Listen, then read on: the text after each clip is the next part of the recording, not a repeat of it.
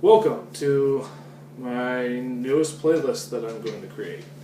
I actually started DMing a group. It's just two of my nieces, my wife, her sister, and one of their cousins.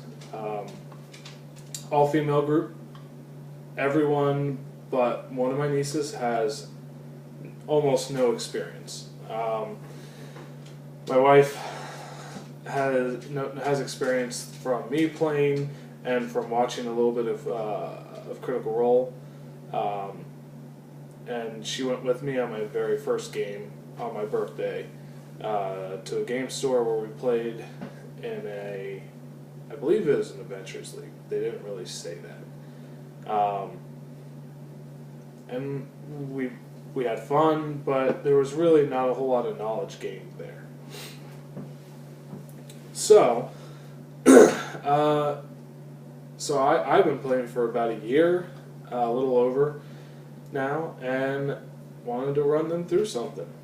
One of my nieces has played in a game for a little less time than I've played, and she loves it. She played a Bard Tiefling in our other game, and so we're getting together and trying out the Lost Mines of Phandelver starter set. I figure that's a great way to start for me to DM. It gives me an adventure to run them through and find out who I am, what style of a DM I am. Turns out, after our first session, that I'm an over-preparing DM, first and foremost. One, I've read through the whole adventure a couple of times.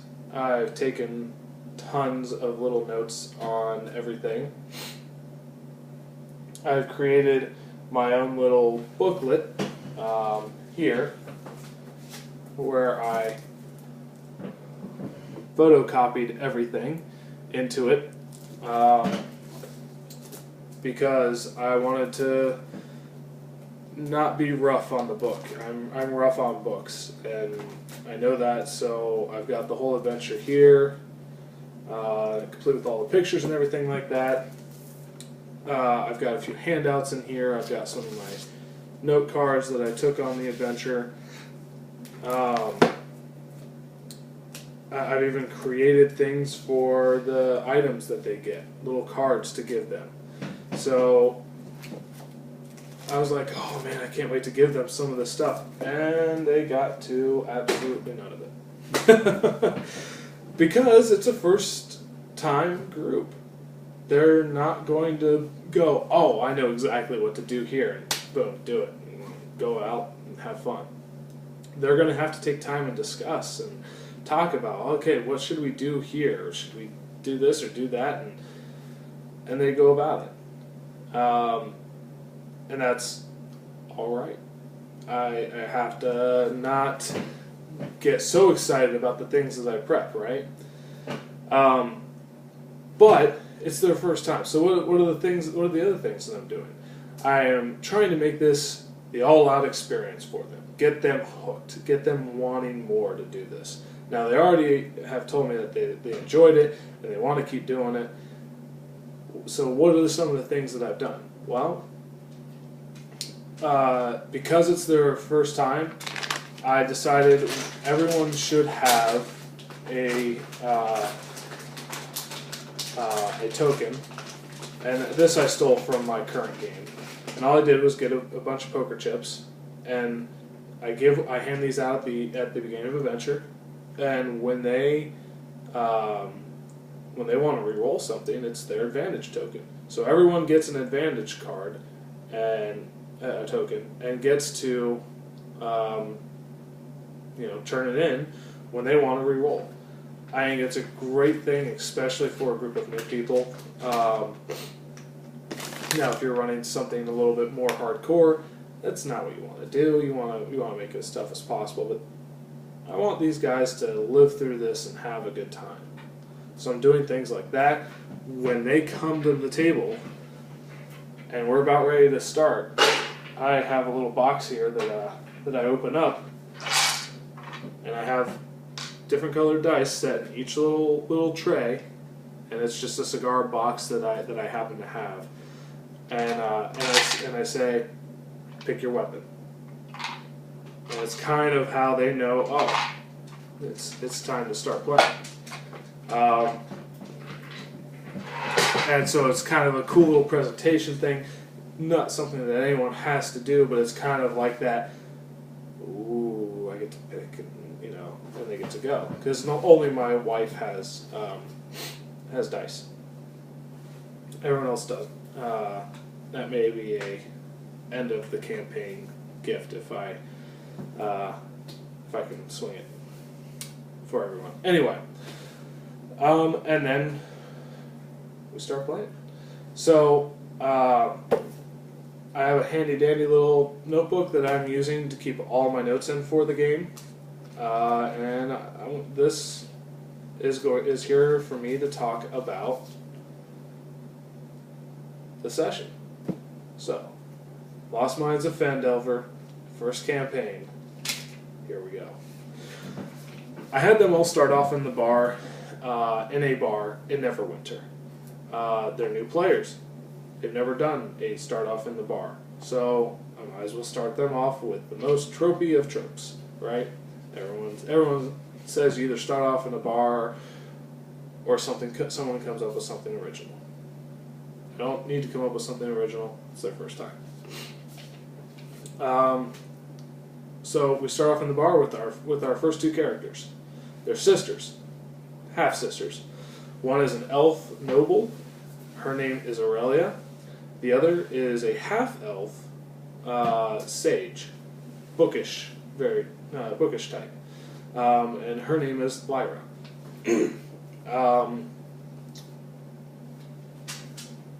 They are here in order to meet up with a dwarf called Gundren Rockseeker, and they are to help him with whatever he is currently working on, as per the noble's father. Well, their father. They're both his offspring. And he has sent Aurelia there to improve the elf-dwarf relations, so they can continue with trade and things like that. Aurelia starts leaving, and he says, "And take your bookish sister with you. I don't need her around here right now." And so she takes Lyra with her. They get there, and they see a flyer that says that Gundren is here waiting for them, coming back to the bar later to round up any adventurers that want to escort a wagon to the city of Phandelver. So they order some drinks and food, sit down at the bar, or sit down at a table and wait. In comes the next person, next party member, and that would be Amber, a hill dwarf, ex-soldier. She is the only one in the group that is doing one of the pre-made characters, because she was a late entry. On the day that we were going to do our session, she joined in, so we said, yeah, let's just pick from one of these, and if you want to do another one later, we'll make you into another one. Seems like she's fine with it, though. Anywho, so Amber comes in, and she's actually related to Gundren. She is his niece, and she is excited to get to Phandelver for her own reasons, but also to earn a little bit of money from her uncle. It's always good to get paid from your elders, right? She's excited about it anyway.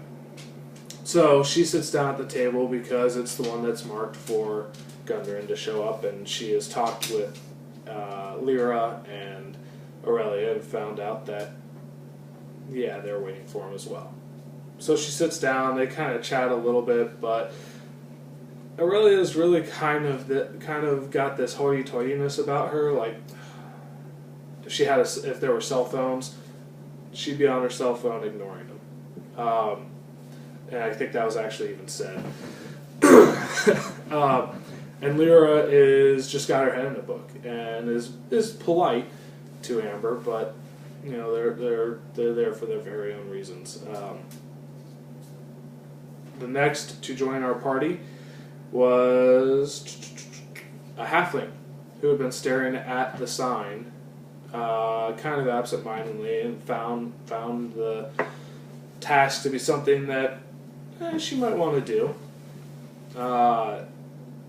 And she doesn't know why she wants to do it. She just knows she wants to give it a try. Here's the table talking about Gundren and Rockseeker. So what does she do?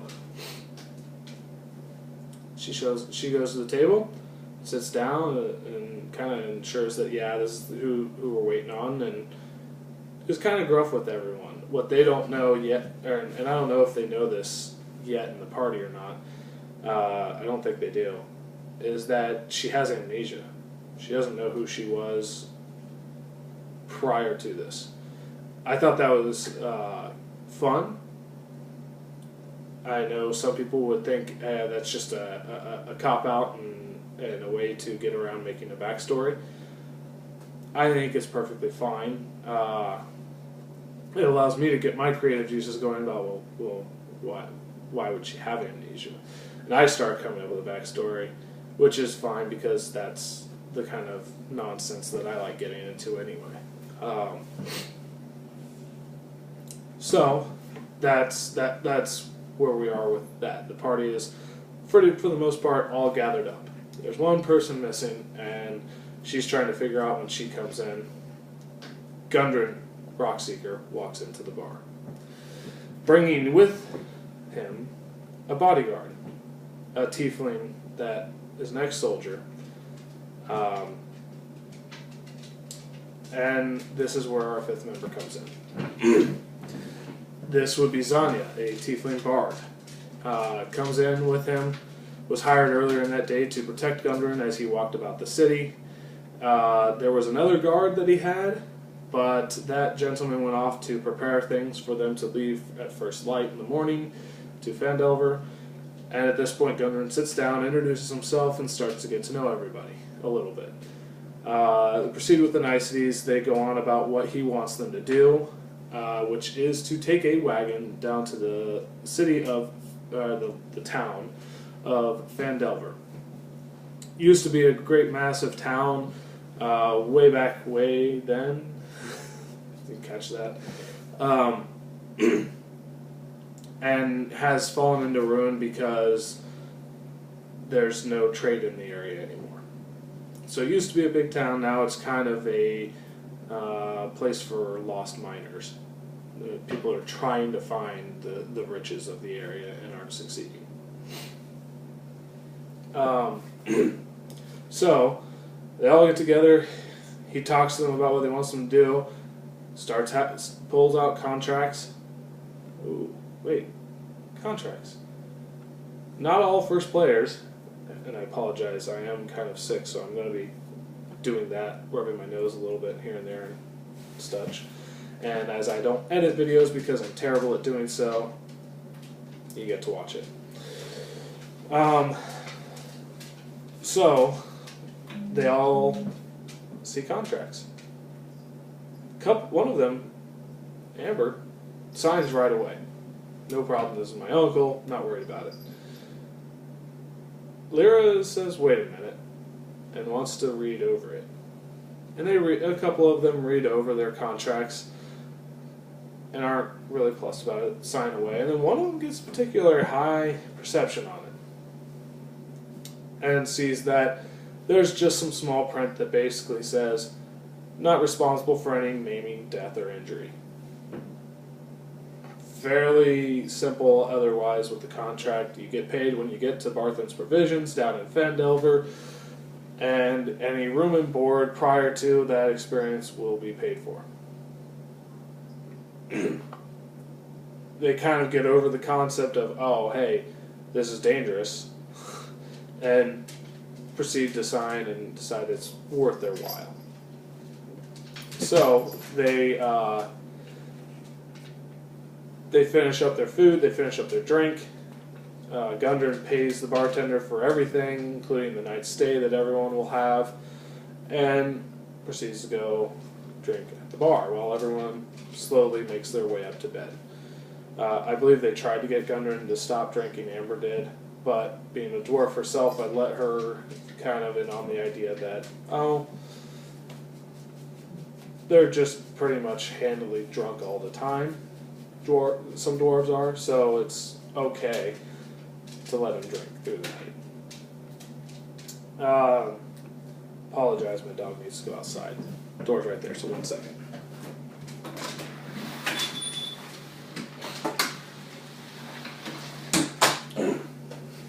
And as I said, I don't edit, so sorry. Anyway, they get on. They wake up in the morning. Gundren and his other escort is already gone. They are already gone. And so they wake up, get their breakfast, and get their wagon and set off down the high road. So they make their way from the city of Neverwinter through a day's march. At the end of the day's march, it's time to rest, or push through and possibly be a little exhausted. They take the choice to rest, and they set up camp, and decide it's a good idea to set a watch.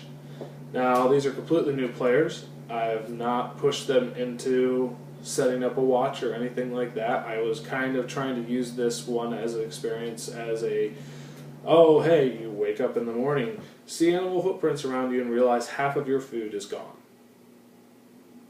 But they set up a watch. So I didn't have that happen. And at the end of the session, I gave them the reward for doing this, which was telling them that was smart. That was a good way to ensure that nothing bad happened. And so now they know, oh, yeah, it was kind of a reward and a warning. The reward is, in fact, so they have the knowledge now that, yeah, what they did was a good idea. The warning, so they know, yeah, we always need to do that if we're out in the wilderness, because otherwise we could be hampered and we could have things come at us and take us unawares. So it's a good thing they have that knowledge. Later, it'll be tested more, I'm sure, once we get past the intro part and start working into some of the questing that they get through in the city, in the Lost City, or not Lost City, in the mining city of Phandelver. So once they get that, we'll test that again with random encounters. Anyway, that's getting off track. Back to it. So they wake up, break camp, get back on the wagon, and head on down the trail. Head on down the road, sorry. They come to the Trailboard Trail, which is where they were told to turn onto, and they make their turn and start heading east. A little bit ways down the way, they come across a bend, and after that bend is 2 dead horses, feathered with arrows in the middle of the road. The feathers on the arrows are black, and that's about all they can tell.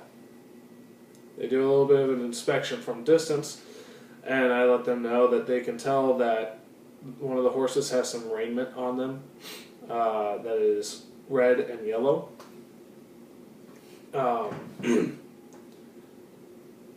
This is part of a faction emblem, and I know some people, when they run this, they completely ignore the factions, and that's fine. My plan for the factions is not to completely dominate their gameplay, but to give them options after they're done with this campaign. This campaign goes from levels 1 to 5, and so I want there to be avenues for them to continue on their character's story afterwards. And if they choose to not, then they choose to not, and the factions were meaningless, and that's fine. They're quick and easy to introduce, and so I'm doing such. And at this point I gave the tiefling a little bit of knowledge, saying, you recognize the coloring to be the same coloring that the fighter who Gundren had hired along with you, be in the same coloring. As he is a part of the Lord's Alliance, which they will find out later in the adventure, or they won't. We'll see. We'll see if he lives or not.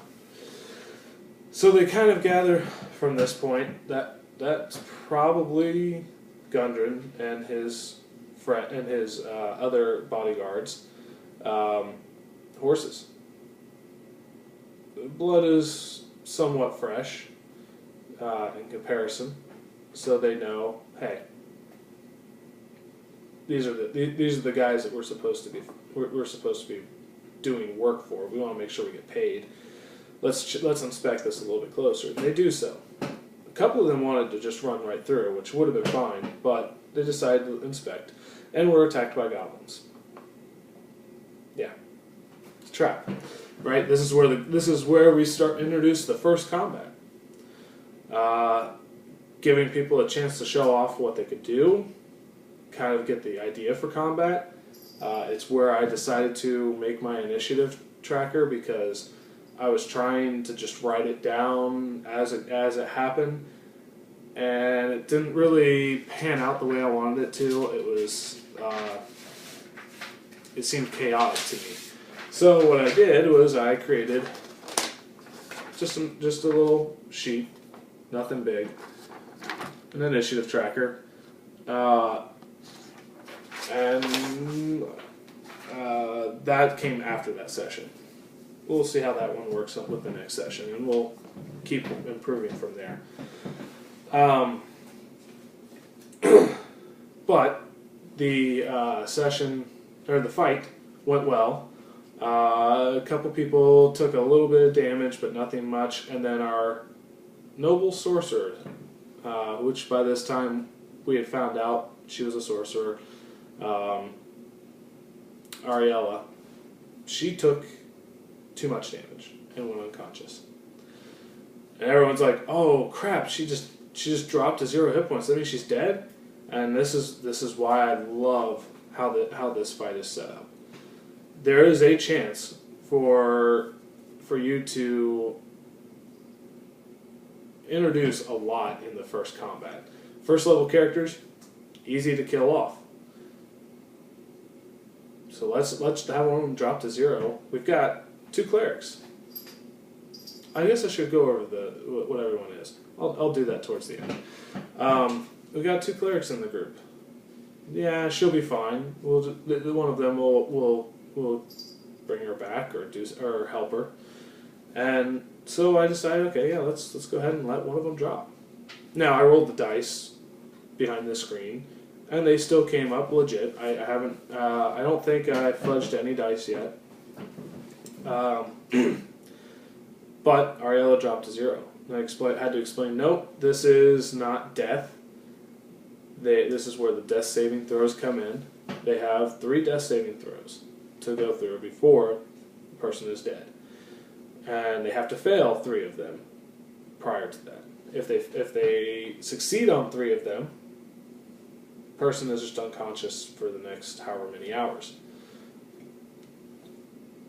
Excuse me. 1d4 hours. But didn't have to worry about that. Amber, our dwarf cleric, cast Spare the Dying. Excuse me, I got a drink of water.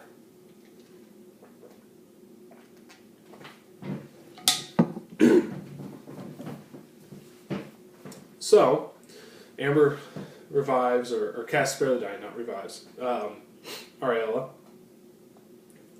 And all the orcs but one, or not orcs, goblins but one, are taken care of. At this point, they have tripped up the goblin as it was trying to flee, and have severely scared it into submission. And what I mean by this is Amber, who is completely, had no idea what D&D was before, has really started getting it. She used thaumaturgy to have her eyes glow with a red light. Shake the ground that the goblin is on. And make her voice 3 times as loud. So when she yelled at him and told him to stop or the gods will open up the ground and eat him, he believed it. I thought this was so inspired that I gave him disadvantage on his wisdom check to overcome the thought that the ground was going to eat him, and he believed it fully. So this goblin, whose name was Gricknack, gave them all the information that they might have wanted to know. It was a dwarf and a human on the horses. They were taken to the Kragma hideout, and they were, and this is their typical area where they waylay any supply wagons heading to Phandelver. At this point, the party decided that they needed to take a short rest and stash the wagon as they made their way to the Kragma hideout. And that is where our session has ended. There were a lot of good things about this. There were a lot of bad things. It was slow going.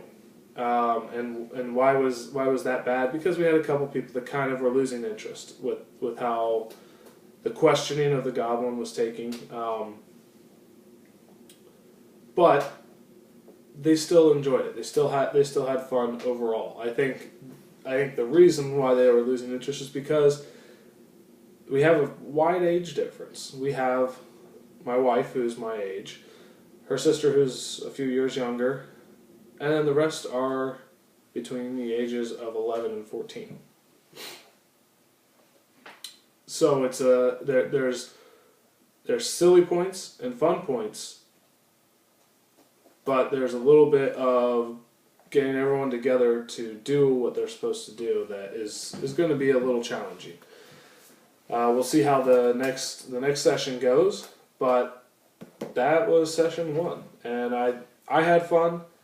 They all told me they had fun. I think it all will work out in the end. Anyway, I hope you guys enjoyed my recap, and look for session 2 recap coming soon. See ya.